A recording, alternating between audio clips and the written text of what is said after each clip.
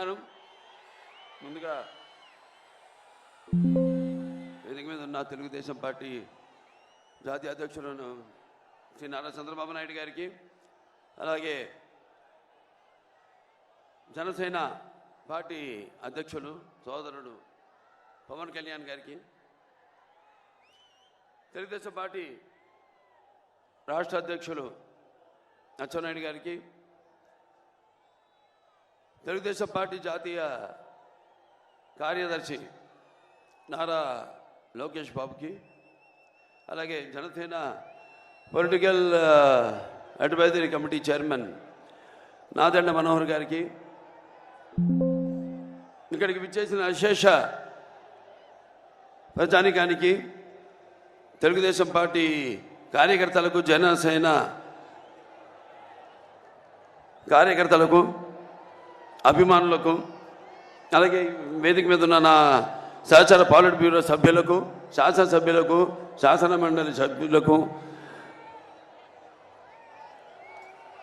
అందరికీ ఈ యొక్క నేటి ప్రజాశక్తి మహా నాయకుల కలయికకు, అలాగే లోకేష్ బాబు ఏదైతే ఈ యొక్క ప్రజాగళం యువగళంగా పదం తొక్కుతూ సుమారుగా 3132 కిలోమీటర్లు, 226 రోజులు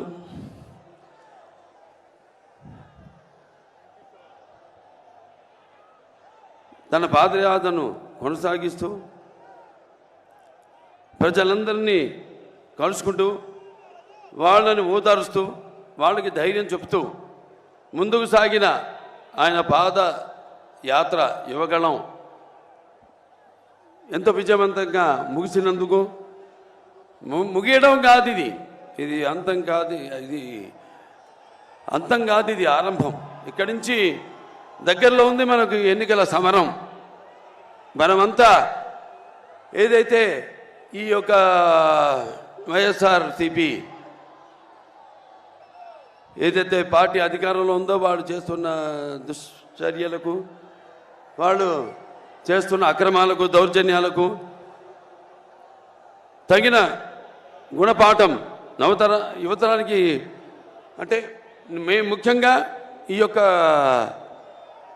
యువ గణమన్నది, ఈ పాదయాత్ర అనేది యువతరానికి ప్రతినిధులు, నవతరానికి నాయకులు, భారతదేశపు మహాశక్తి అయిన యువతను ఉద్దేశించి ముఖ్యంగా చరిత్ర తెలుసుకోవాలి. ఆ చరిత్రలో నుంచి మనం ఎన్నో కఠిన సమస్యను ఎలా ఎదుర్కొన్నాం, ఇంతకుముందు వాటినైనా పరిష్కరించుకున్నాం. కేవలం ఒక పార్టీ కాదు, కేవలం లేకపోతే తెలుగుదేశం పార్టీ వ్యవస్థాపకులు నందమూరి తారక రామారావు గారే కాదు, ఆయన పిలుపుకి స్పందించి ఎంతోమంది జనమంతా కూడా కులాలకు, మతాలకు, వర్గాలకు అన్నిటికీ దూరంగా ఒక్కటై ఎలా ఆనాడు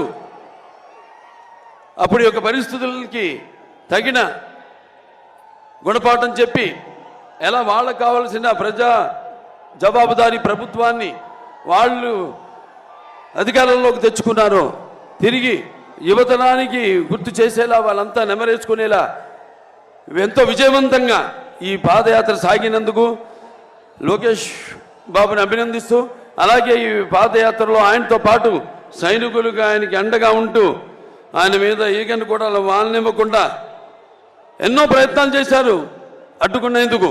పాదయాత్రను చూసాం మనం, మైకులు లాక్కున్నారు, చివరకు కుర్చీ మీద నిలబడి మాట్లాడుతుంటే కుర్చీ కూడా లాగేసుకున్నారు. అటువంటి దుశ్చర్యలకు పాల్పడితే వాళ్ళంతా కూడా మరి ఆయనకి సైనికుల్లాగా ఉండి ఈ 26 రోజులు ఆయనకు అండగా ఉన్నారు. వాళ్ళందరికీ సుశిక్తులైన సైనికులందరూ కూడా నా అభినందనలు తెలియజేసుకుంటూ, మరి నేను ఇక్కడ అంటే సమాజం మీద ఇవ్వాలి, ప్రజలే దేవుళ్ళు, అందులో నేను ఒక అర్చకుణ్ణి అని నినాదంతో ఆనాడు నందమూరి తారక రామారావు గారు తెలుగుదేశం పార్టీని స్థాపించడం జరిగింది. అంటే నటులు కేవలం సినిమాలకి పరిమితం కాదు, నటులు కేవలం రంగు వేసుకుని ప్రజలకి దూరంగా ఎక్కడో షూటింగ్లు చేసుకుంటూ కాదు. నేను వాళ్ళ సోదరుడు పవన్ కళ్యాణ్ని సినిమాల కంటే ఎక్కువ ఈ రోడ్ల మీద చూస్తున్నాను, సభల్లో చూస్తున్నాను. అంటే నేను చెప్పొచ్చేది ఏంటంటే సినిమాలే కాదు, మన ప్రతి ఆ సినిమాల ఫలితంగా మనకు వచ్చే ఆదరణ, అభిమానాన్ని నాన్నగారు ఎప్పుడు అంటుండేవారు, ఏ రుణం మనం పెట్టుకోకూడదని. అది రుణశేషం కావచ్చు, రుణశేషం కావచ్చు, అగ్నిశేషం కావచ్చు, శత్రుశేషం కావచ్చు. అలాగే నీళ్ళ శేషం కూడా ఆయన ఉంచుకోలేదు. చివరికి ఏ మద్రాసు నుంచి అయితే ఆయన వచ్చారో తిరిగి ఆ మద్రాసుకు తాగునీటిని కూడా తిరిగి ఇచ్చారు ఆయన. అటువంటి మరి ఈనాడు మీ రుణం తీర్చుకోవాల్సిన బాధ్యత కేవలం నటులుగానే కాదు, మేము ఇద్దరం ఈ సమాజంలో పౌరులుగా అది మా బాధ్యత అని తెలియజేయడానికి మరి ఆనాడు సోదరుడు పవన్ కళ్యాణ్ గారు పార్టీని స్థాపించారు. జనసేన పార్టీని ఎన్నో ఏళ్ల క్రితం 2014లో 2008లో 14 అప్పటి నుంచి కూడా ఆయన పోరాటం కొనసాగిస్తూనే ఉన్నారు. ఇక్కడ ఫ్లోరైడ్ విషయంలో అయితేనేమి, ఇలా ఇప్పుడు ఇక్కడ రణస్థలంలో జరిగినప్పుడు కూడా అప్పుడు యువకులంతా కూడా స్పందించి ఆయన రాకను స్వాగతిస్తూ మరి ఎక్కడికి మేము ఎందుకు వలసపోవాలి, మేము పుట్టిన గడ్డ ఇది, తెలుగు జాతి మనది, నిండుగా వెలుగు జాతి మనది. ఎక్కడైతే మనం వాళ్ళంతా ఆనాడు చంద్రబాబు నాయుడు గారి యొక్క దూరదృష్టితో అటు ఐటీ రంగం అయితే, సైబరాబాద్ సిటీ అయితేనేమి, లేకపోతే ఈ యొక్క ఎన్నో అభివృద్ధి పథకాలను తీసుకురావడం ముందుకి, అలాగే ఈ యొక్క మహిళలకు ఈ యొక్క డ్వాక్రా మొట్టమొదటిసారిగా దేశంలోనే ఈ పొదుపు స్కీమ్ తీసుకురావడం అయితేనేంటి, ఇటువంటి ఎన్నో కార్యక్రమాలు చేపట్టడం వల్ల ఆనాడు అందరికీ ఉపాధి కలగడం జరిగింది. మహిళా సాధికారత, వాళ్ళ కాళ్ళ మీద వాళ్ళు నిలబడి వంటింటి కుందేళ్లు కాకుండా వాళ్ళు కూడా సంపాదించి మరి వాళ్ళు కూడా మగవాళ్ళకి సమానంగా ధీటుగా బ్రతకగలిగే ఒక మంచి అవకాశాన్ని కలిగించారు. మరి ఆనాడు రామారావు గారు ఆయనకి చెప్పుకుంటూ పోతే ఆయన ప్రవేశపెట్టిన పథకాలు ఎంతో సుసాధ్యమైనవి, అలాగే సామాన్యులకు ఎంతో అనుకూలమైనవి కూడా. మరి ఆయన అప్పుడు ఆనాడు ప్రవేశపెట్టిన పథకాలు మరి ఆయన అమలు చేస్తూ, అలాగే అందరూ కూడా వాటిని అనుకరించేలా చేశారు ఆనాడు. అందుకే ఆయన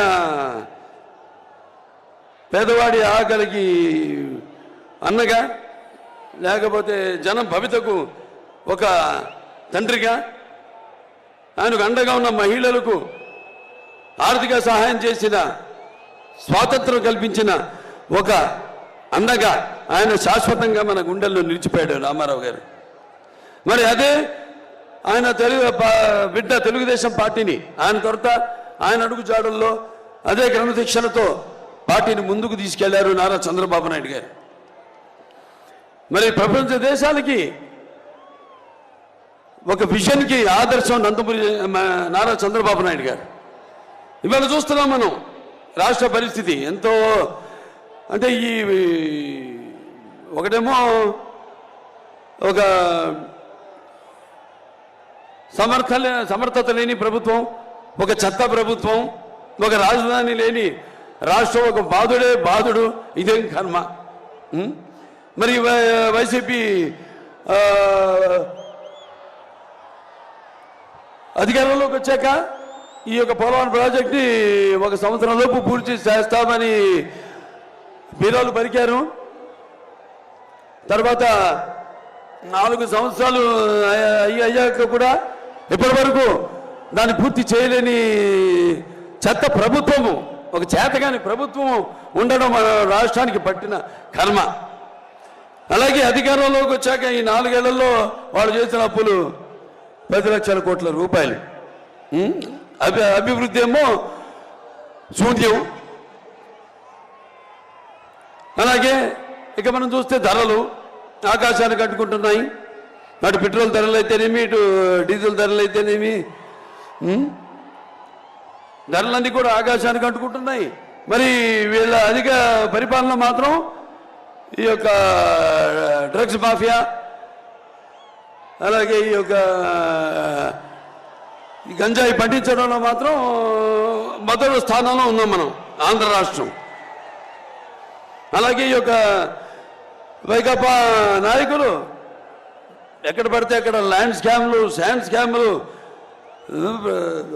కోట్ల రూపాయలు దోచుకుంటున్నారు. అలాగే ఇక మన 5 కోట్ల తెలుగు ప్రజల యొక్క కళల రాజధాని అమరావతి అభివృద్ధి చేయకుండా దానికి గాలికి వదిలేశారు. అలాగే ప్రజలు ఇదేమని ప్రశ్నిస్తే వాళ్ళని భయభ్రాంతులకు గురి చేసి వాళ్ళపై అక్రమ కేసులు పెడుతున్నారు. అలాగే మన అమరావతి రాజధాని కోసం భూమిని ఇచ్చిన రైతులు వాళ్ళు ఏదైనా ఉద్యమాలు చేస్తే, లేకపోతే చట్టాల్ని ఆదుకుంటే వాళ్ళని అడ్డుకుంటున్నారు. వాళ్ళ ఈ యొక్క ఉద్యమాన్ని కొనసాగకుండా వాళ్ళపై అక్రమ కేసులు పెట్టడం, వాళ్ళని కూడా అరెస్ట్ చేయడం జరుగుతుంది. ఇవాళ మనం చూస్తున్నాం, అన్ని రంగాల్లో మనం వెనకబడిపోయాం. పరిశ్రమలు రావట్లేదు, యువతకు ఉపాధి లేదు. మరి ఈరోజు మనం ఆనాడు పొదుపు సంఘాలు ఏదైతే చంద్రబాబు నాయుడు గారు ప్రారంభించారో, మన ఆశా కార్మికులు కానివ్వండి, లేకపోతే మన డ్వాక్రా మహిళలు కానివ్వండి, వాళ్ళందరి పైనపై వాళ్ళకి ఎన్నో వాగ్దానాలు చేసి ఆ పాదయాత్రలో జీతాలు పెంచుతామని, టీఎల్ లేవు, డిఎల్ లేవు, అసలు మన పోలీసులకు వస్తే వాళ్ళకి అలవన్సులు లేవు, ఏజెన్సీ అలవన్సులు లేవు, ఏమీ లేవు. అందరిపై పెత్తనం చెల్లించడం, యథా రాజా తథా ప్రజలాగా ఇక తప్పని పరిస్థితుల్లో అందరూ కూడా అటు అలా ప్రవర్తించాల్సిన ఒక పరిస్థితిని వాడు సృష్టించారు. ఇవాళ హిందూపురం ఉంది, నేను ఇక్కడ ఎమ్మెల్యేని. అక్కడ మేము ఒక ప్రభుత్వ ఆసుపత్రిని బ్రహ్మాండంగా కార్పొరేట్ లెవెల్లో దాన్ని అభివృద్ధి చేయడం జరిగింది. మరి ఈనాడు చూస్తే కుక్కల బంధువులు ఇవన్నీ తిరుగుతున్నాయి లోపల. డయాలసిస్ యూనిట్స్ పెట్టాం, 12 డయాలసిస్ యూనిట్స్. ఇవాళ అభివృద్ధి పనులను కూడా మేమే చేసుకోవాల్సి వస్తాం. నేను, మా నాయకులు అయితేనేమి, మా కార్యకర్తలు అయితేనేమి. అక్కడ రోడ్ల నుంచి కూడా వీళ్ళు ఒక్క రోడ్డు వేసిన పాపానికి పోలేదు, ఒక్క లింక్ రోడ్డు వేసిన పాపానికి పోలా, ఒక్క గొయ్యి కూడా మడితో పూడ్చిన పాపానికి పోలేదు. సిసి గారు అన్నారు, ఏ యుద్ధం ఎందుకు జరిగిందో, ఏ రాజ్యం ఎన్నాడుందో తారీఖులు దస్తావేజులు కాదో ఈ చరిత్రకు అర్థం. నైలు నది నాగరికతలో సామాన్య జీవనం ఎక్కడ? తాజ్మహల్ నిర్మాణానికి రాళ్ళెత్తిన కూలీలు ఎవరన్నది ముఖ్యమని. ఏ దేశ చరిత్ర చూసినా ఏముంది గర్వకారణం? ఈ మానవ చరిత్ర సమస్తం పరపీడ పరాయత్వం. ఏ దేశ చరిత్ర చేసినా ఏముంది? ఒక బానిసలుగా చేయడం ప్రజల్ని, అలాగే నరాంతకులు చరిత్రలో ప్రసిద్ధిగాంచడం అని. ఇవాళ అదే జరుగుతుంది మన రాష్ట్రంలో. ఒక సైకో ఇవాళ శునకపు సింహాసనంపై, కనకపు సింహాసనంపై శునకమన్న రీతిలో ఇవాళ పెత్తనం చలాయిస్తున్నాడు ఈ రాష్ట్రంలో. ఓ పని చేద్దాం, లేదంటే ఇవాళ చంద్రబాబు నాయుడు గారు వేసిన బీజం హైదరాబాద్లో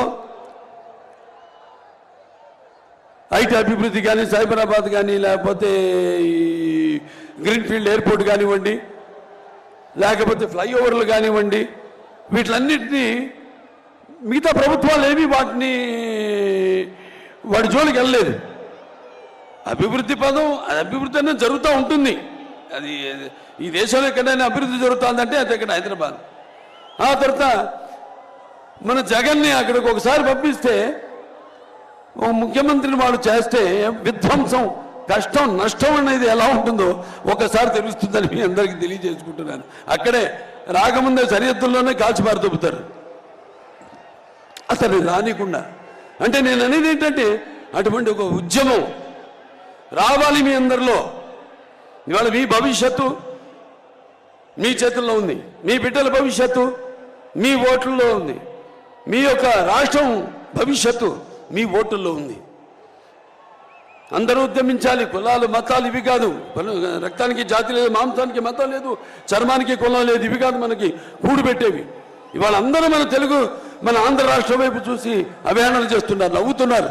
కొంతమంది అయితే అతను చాలా మటుకు అసలు ఆంధ్ర రాష్ట్రం గురించి పల్లెత్తు మాట అంటలేదు. రేపు ఇదే కొనసాగితే నేను హెచ్చరిస్తున్నాను, ప్రపంచ పటంలో కూడా మన ఆంధ్ర రాష్ట్రం ఉండదు అని సభాముఖంగా మీకు తెలియజేసుకుంటున్నాను. ఆనాడు ఎంతోమంది పొట్టి శ్రీరాములు గారు అయితే నీతి అమరజీవి అందరూ కూడా ఒక తెలుగు వారికి ఒక ప్రత్యేక రాష్ట్రం కోసం పోరాడారు. అలాగే ఆంగ్లేయులు గుండె ఎదురొట్టారు, స్వాతంత్ర పోరాటంలో పాల్గొన్నారు. తారక రామారావు గారు ఏదైతే చిన్నపు చూస్తున్నారో మన తెలుగు జాతిని ఆత్మ గౌరవం కోసం ఆయన తెలుగుదేశం పార్టీని స్థాపించారు. తెలుగు వాళ్ళకు ఒక గుర్తింపు తీసుకొచ్చారు. అలాగే మన చంద్రబాబు నాయుడు గారు తెలుగు వాళ్ళలో ఒక ఆత్మవిశ్వాసాన్ని పెంచారు. వాళ్ళ తెలివితేటల్ని ప్రపంచవ్యాప్తంగా ఆయన తెలియజేశారు. మరి ఇప్పుడు పరిస్థితి వాళ్ళ చాలా దారుణంగా ఉంది. ఇక ఇక సమయం లేదు మిత్రమా,